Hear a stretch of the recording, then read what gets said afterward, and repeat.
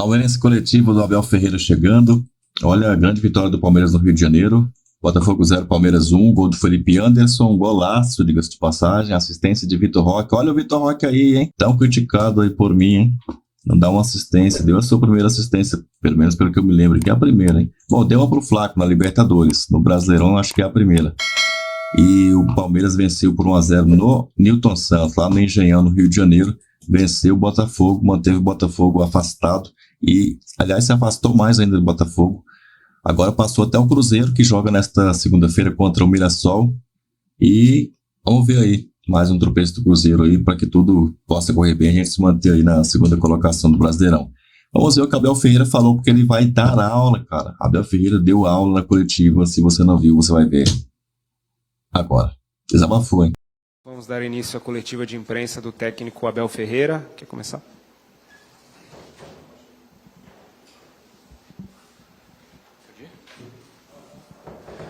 Boa noite, Abel. João Quer, Rede TV. Abel, você sempre falou que gosta de trabalhar com elenco curto, mas no momento o elenco do Palmeiras só tem um lateral esquerdo e um camisa 8. Como que você enxerga essa situação?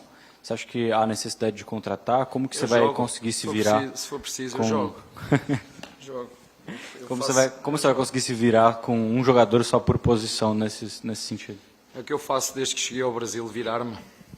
É o que eu faço. Desde que cheguei ao Brasil, é o que eu faço. De segunda a sexta, semana a semana, mês a mês, jogo a jogo, ano a ano, virar-me. E vou-me virar, seja de que jeito for. Ou com contratações, ou com os jogadores da base. Se for preciso jogar, também jogo. Pelo Palmeiras faço tudo. Well, boa noite, Cícero Melo, repórter da ESPN dos canais Disney. Pode-se atribuir indiretamente essa importante vitória de hoje ao jogo da Libertadores passada, em que você construiu um resultado importante e pôde colocar hoje o time titular, porque, teoricamente, você tem um jogo bom para poupar o time, enquanto que o Botafogo, ao contrário, teve um jogo muito difícil e foi obrigado a poupar jogadores importantes por causa do jogo em que eles têm decidido fora de casa. Então, a estratégia de vocês, o resultado, colaborou para essa situação de hoje? Olha, se vocês estiveram atentos, e deixa-me dizer-te isto, eu troquei 5 jogadores. Mas, para os mais distraídos, quero-vos dizer que há 69 horas atrás, estava a 5 horas e meia de avião a jogar. Não fez 72 horas e nós viemos aqui jogar. Fizemos 12 horas de avião e uma viagem de noite para vir aqui jogar. Hoje ganhamos com aquilo que estamos a construir. Porque uma coisa é contratar jogadores, outra coisa é construir uma mentalidade. Não é de um dia para o outro. Uma mentalidade competitiva, uma mentalidade de fazer o que é preciso, uma mentalidade de sofrimento, que foi o caso hoje aqui. Vocês viram quantos jogadores saíram com câimbras? Viram quantos jogadores saíram? É aquilo que eu falo. Se vocês quiserem ajudar os jogadores brasileiros e o futebol brasileiro, porque o gramado top, espetacular, grama sintética ou não, é espetacular, mas o esforço dos jogadores é desumano. É inacreditável o que nós fazemos aos jogadores aqui no Brasil, ano após ano, ano após ano. Como dizem, o Brasil não é para amadores, é verdade. O futebol brasileiro, muito menos, porque deixa marcas físicas e psicológicas nos nossos jogadores, nos nossos treinadores, nos nossos diretores, em todos. Como eu disse, não fez 72 horas, 12 horas de avião e vimos jogar aqui. Agora o problema que o Botafogo vai ter é exatamente o mesmo. É ter que decidir o que é que eu faço. Troco, não troco. Qual é o jogo? Temos que ganhar, mas o problema é que aqui tu tens que ganhar todos os jogos. Pelo menos no Palmeiras é assim. E quando não ganhas, já viste o que é que a casa gasta. Abel, boa noite. Pedro Ramos da Sintonia Esportiva. Na última vez que eu tive a oportunidade de te perguntar foi no jogo do Fluminense, quando você criticou, por exemplo, a memória curta da torcida do Tricolor, que chegou a vaiar o time depois da derrota para o seu Palmeiras. E eu queria fazer uma Pergunta nesse sentido porque a torcida do Botafogo não esquece que a última derrota para o Palmeiras foi no Mundial, mas com outro técnico, Renato Paiva, que naquela partida em si jogou com 3 volantes e acabou sendo criticado pela torcida por talvez ter medo de jogar contra o seu Palmeiras. Hoje, como você avalia o Botafogo do David Ancelotti, as diferenças vistas em um mês e meio do Mundial para cá? Obrigado. Olha, eu não critico, eu dou a minha opinião. Vocês aqui usam para dar manchetes, Abel detona, Abel critica, Abel manda não sei o quê. Eu dou a minha opinião só, eu não critico. O que eu falei do Botafogo, eu disse, o futebol tem memória curta, infelizmente é assim, eu não quis, foi só uma opinião, Olha, primeiro dizer-te que o Botafogo é uma equipa recheada de muito bons jogadores, mas tal como o Palmeiras entraram e saíram muitos jogadores, inclusive o treinador, que podia ter continuado, mas acabou por sair, e às vezes isso acontece, quando tens possibilidades de poder escolher se queres continuar ou queres sair. Uns decidem que querem continuar, outros decidem que querem sair. Portanto, muita coisa mudou em termos dessa estrutura e é uma equipa com muita dinâmica. Hoje tivemos muita dificuldade da forma como o Ancelotti Júnior, que ele não vai ficar chateado se eu chamar assim, joga, é difícil, mas como te disse, o futebol brasileiro não dá tréguas. O problema aqui vai ser ele se adaptar a este ritmo de jogar, pouco tempo de repouso. Tivemos ali a falar os dois um bocadinho e vamos falar por telefone seguramente, que ele vai me ligar. Ele pediu-me uma ajuda, eu dentro daquilo que eu puder eu vou ajudar, mas é uma equipa com bons jogadores, muito boa dinâmica, e agora é o tempo e a paciência que depende, e paciência. Abel, boa noite. No momento em que o Palmeiras entrou em campo hoje, estava a 7 pontos do líder Flamengo, que já havia vencido o Internacional lá no Beira-Rio. Ao vencer o Botafogo, mantém a distância em 4 pontos, tendo ainda um jogo a menos.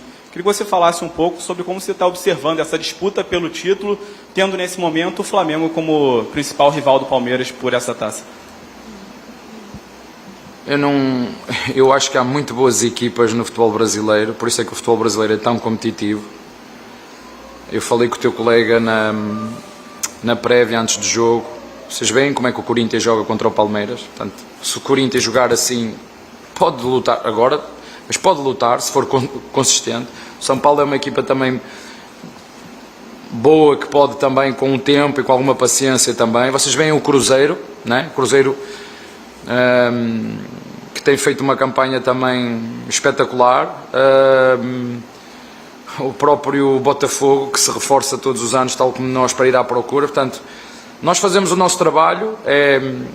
Nós estes anos todos, se nós olharmos pelo menos nos 4 ou 5 anos, foi sempre o Palmeiras e outra equipa a lutar por algo. Palmeiras e o Botafogo, Palmeiras e o Botafogo, Palmeiras e o Flamengo, Palmeiras e o Atlético Mineiro, Palmeiras e outro, pelo menos até ao fim. Umas ganhamos, outras perdemos, mas a verdade é que nós sempre andamos ali. E queremos continuar a andar ali. Se vamos ganhar ou não, não sei. Eu nunca prometi títulos, prometi sim trabalho, arranjar soluções, virar-me, como disse ao teu colega, de todas as maneiras que puder para ajudar o clube. E agora é um jogo de cada vez. Recuperar agora os jogadores, perceber como é que a equipa, depois destas 12 horas de avião, noite...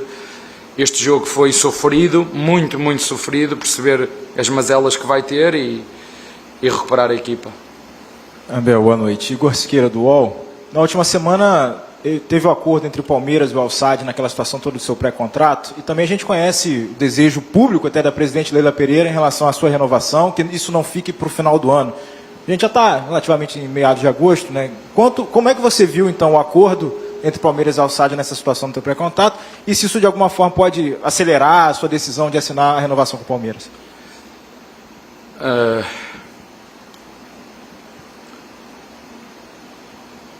Eu vou ler, que assim é melhor. Já estava preparado para essa pergunta. No final de 2023, eu tive mais uma vez a possibilidade de sair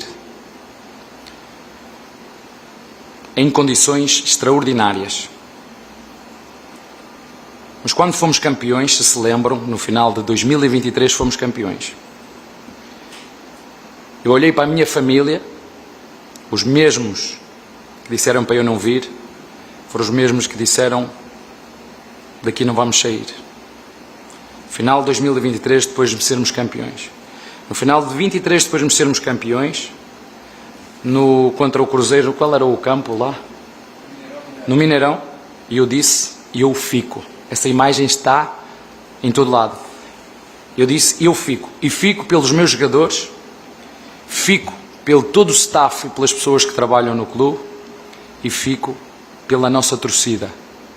Fico porque sou um treinador de relações. Fico porque sou um treinador de projeto.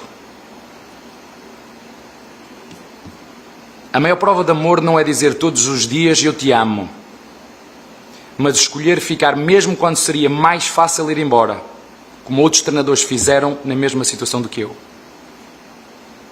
E eu respondi e escolhi e eu fico. Como disse, sou um treinador de projeto e sou um treinador de relações e quero publicamente agradecer também todo o apoio da diretoria e da assessoria jurídica do clube, porque quando eu decidi, eu mesmo, resolver este assunto por conta própria, o clube mais uma vez me apoiou. Com tudo isto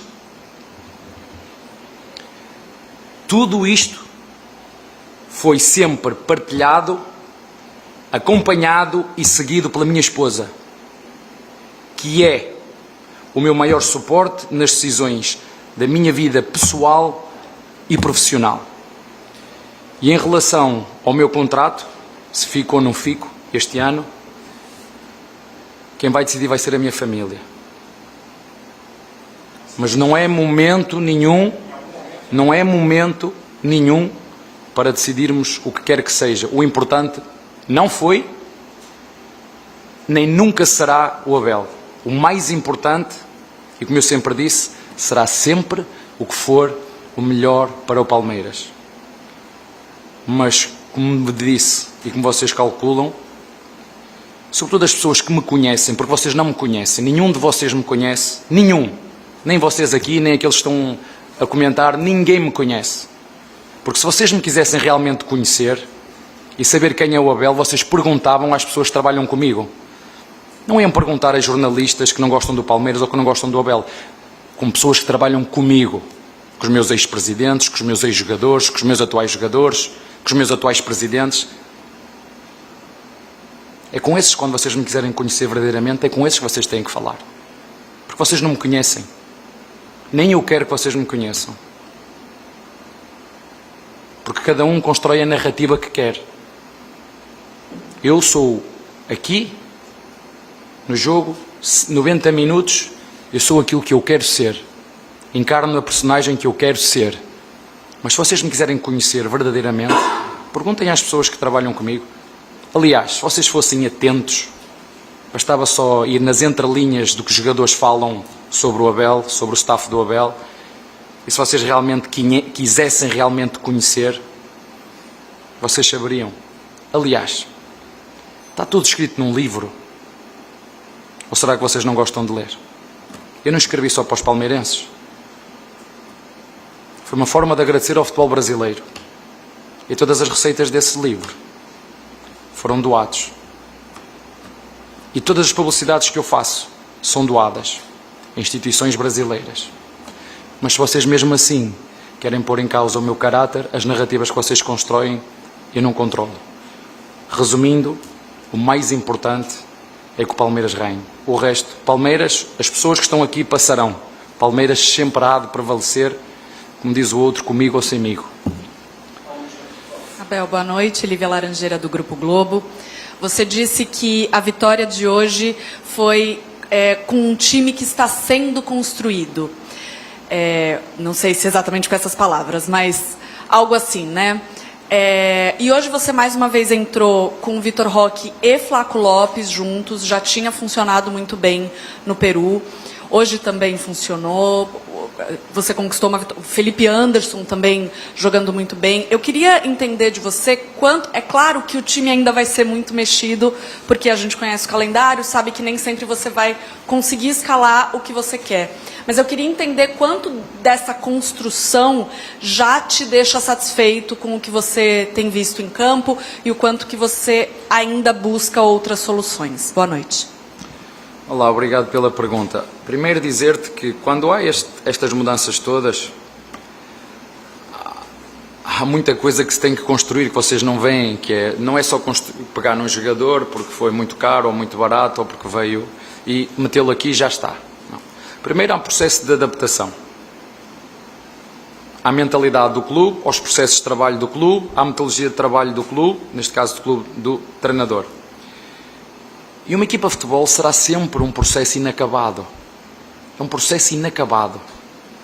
É preciso estar todos os dias a afinar o carro, porque cada prova, cada jogo que vem é uma pista diferente, um setup diferente. E para construir um espírito de grupo de campeão, um espírito de grupo vencedor, uma mentalidade vencedora, para construir líderes. Porque uma coisa é ser competitivo, não é? Uma equipa competitiva. Outra coisa é tu teres líderes dentro de campo que te conseguem não só eles serem bons, mas ajudar os outros a ser melhor. Isso é que são os grandes jogadores. Para além de ser bons, ajudam os outros a ser melhor. Isto é uma coisa que se constrói. Mas deixa-me dizer, mesmo com isso tudo, e mesmo com todas as narrativas que se queiram criar contra o treinador de Palmeiras e contra o Palmeiras e contra os jogadores de Palmeiras, como eu ainda disse aqui há pouquinho, eu não gosto muito de falar nisso, mas tenho que falar, porque são factos. Nos últimos 3 ou 4 anos, no Brasileirão, o Palmeiras sempre andou a discutir com alguém. Ou ganhou, ou perdeu, ou discutiu com alguém até ao fim. Mas ninguém quer falar sobre isso. Bem ou mal, na Libertadores nos últimos anos, ficámos em primeiro nos grupos, mas ninguém quer. É fácil, Palmeiras é sempre fácil. O grupo é sempre fácil, os adversários são sempre fáceis. Ganhámos 2 e fomos mais 2 eliminadas na meia final. E como todas as equipas no mundo, ganhamos e perdemos. E como todas as equipas no mundo, passamos por diferentes momentos, altos e baixos. O Guardiola foi disputar o Mundial e fez pior figura que o Palmeiras, por exemplo. E toda a gente fez a narrativa que o Palmeiras fez um péssimo Mundial. Sabem qual é o problema? É que depois os nossos torcedores acreditam nessas narrativas que se criam. Isso é que é o problema.